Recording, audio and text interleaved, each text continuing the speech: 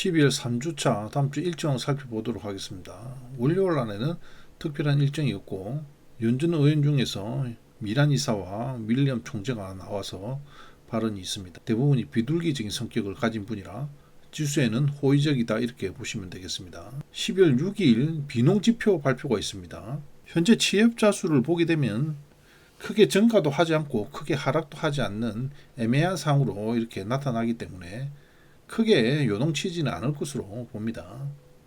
11월 17일 수요일 날 장종류 마이크론 실적 발표가 있습니다. 마이크론은 랜 관련 회사이기 때문에 실적이 좋게 나올 가능성이 높다. 이렇게 보면 지수의 우호적이라고 할 수가 있겠죠.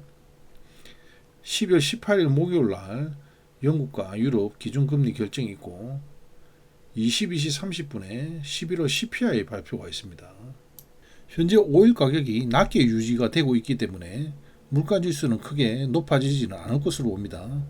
물가지수가 어느 정도 잡히면 현재 기준금리가 3.5에서 3.7인데요.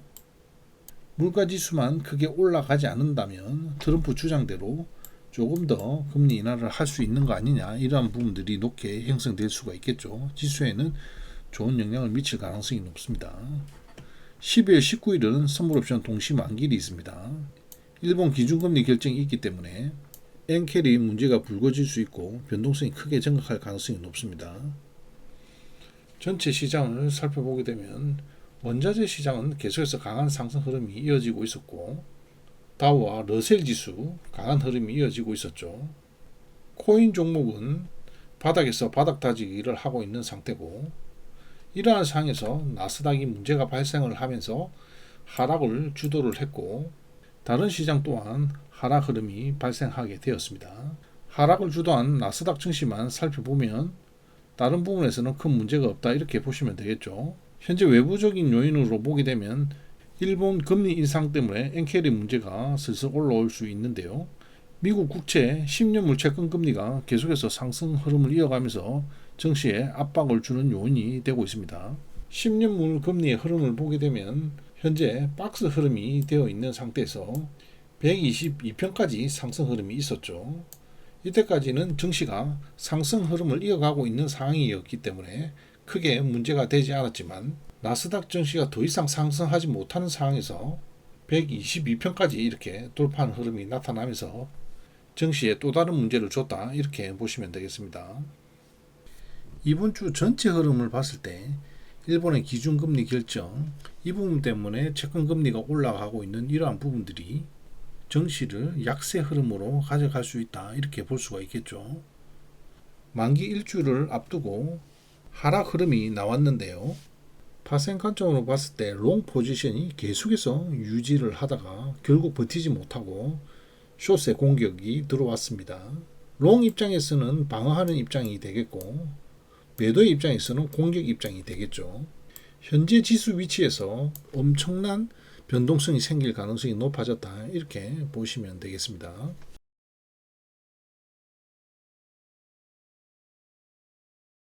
큰 흐름인 나스닥 월봉 차트부터 살펴보도록 하겠습니다. 그전 영상에서 12월 예상 캔들을 할 때 우리가 이 부분을 살펴봤습니다.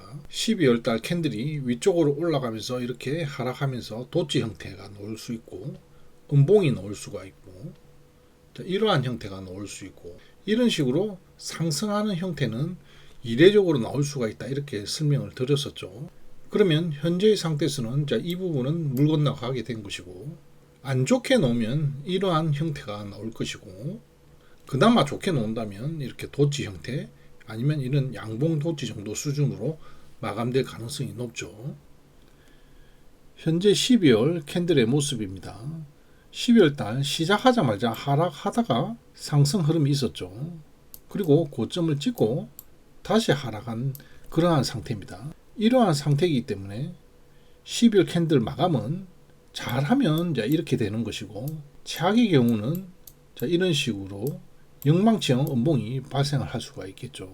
이러한 형태로 마감될 것으로 보고 있으나 이러한 부분까지도 대비를 해야 되겠죠. 월봉 캔들이 최악의 상태인 이러한 형태로 마감이 되게 되면 내년 1월 달로 넘어가면서 조정 흐름이 이어지겠죠. 이 부분까지 생각을 하셔야 되겠습니다. 현재 보는 것이 왼쪽에 있는 것이 S&P고 오른쪽이 나스닥입니다. 두 차트를 비교를 해보면 S&P가 더 강하다라는 걸 알 수가 있죠. S&P의 월봉 5일선은 아직 여유가 남은 상태고 나스닥 부분은 조금만 내려오면 5일선에 닿는 위치에 있습니다. 나스닥이 5일선을 하락을 한다고 하더라도 S&P에서 지지를 받을 가능성이 높기 때문에 반등 흐름이 나타날 수가 있고 S&P에서 5일선이 이탈하는 부분보다 5일선에서 반등해서 도치 부분으로 마감될 가능성이 높기 때문에 나스닥 또한 계속해서 하락을 주도하지 않을 것으로 봅니다. 그러면 지수에 가장 영향력을 미치는 SOXL을 봐야 되겠죠. 오른쪽이 SOX의 일봉 차트가 되겠고 이 부분이 주봉 차트가 되겠습니다. 일봉 차트에서는 전고점이 위치한 50달러 부분에서 강력한 저항이라고 공개방에서도 계속해서 설명을 드렸습니다. 결국 우려가 현실이 되면서 큰 하락으로 이어졌는데요. 한방에 여기까지 내려올 줄은 몰랐습니다. 오라클과 브로드컴이 박살이 나면서 전체 반도체 종목들이 하락을 하였고 14%나 하락이 있었습니다. 월봉지수가 이렇게 도치형 형태로 마감되기 위해서는 반도체 ETF의 주봉 차트 갭 자리가 있는 이 38달러 부분을 지켜주는 흐름이 나타나야지 이러한 형태가 나타날 수가 있는 것이고 이 부분까지 붕괴가 일어나는 현상이 발생을 한다면 이러한 형태로 움직일 가능성이 높다. 이렇게 보시고 실시간 대응을 해야 되겠습니다. 현재 구간에서 다시 급등해서 위쪽으로 올라가는 것은 불가능하고 하락의 흐름을 방어하는 수준으로 마무리될 가능성이 높다. 이렇게 보시면 되겠죠. 조금 더 운이 좋으면 반등을 해서 이 부분에서 마감이 되면 이러한 월봉 차트의 흐름으로 마감될 수 있다. 이렇게 보시면 되겠습니다. 최악의 경우는 이렇게 내려오면서 다시 저점 부분까지 내려온다. 이렇게 보시면 되겠죠. 다음 주 주봉 차트입니다. 예상 밴드는 음봉이 중심선이 있는 이 부분과 5주선이 위치하는 이 부분이 되겠습니다. 매도가 공격적인 입장이고 매수가 방어적인 입장이기 때문에 이 부분을 고려해서 지수 매매를 해야 되겠습니다.